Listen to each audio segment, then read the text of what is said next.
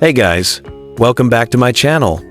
Today, I'll show you how to withdraw money on the Cryptoguru app, and we're going to check if it's even possible. First, go to the login or sign up page and sign in to your account. Once you're done and land on the dashboard, you'll notice your balance usually between $5,000 to $10,000 or even more. If you want to increase that balance before withdrawal, tap on the daily bonus. Every 11 hours, you'll be gifted $3,000 for free, or you can also watch a short video ad to claim your daily reward.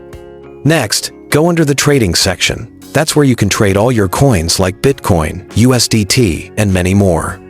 After you're done trading, go back to your profile tab. Now, you'll notice there's no withdraw button. Yes, that's right, it's not a glitch. This is because Cryptoguru doesn't use real money. The balance you see is only virtual, created to help beginners practice how trading works without risking real funds.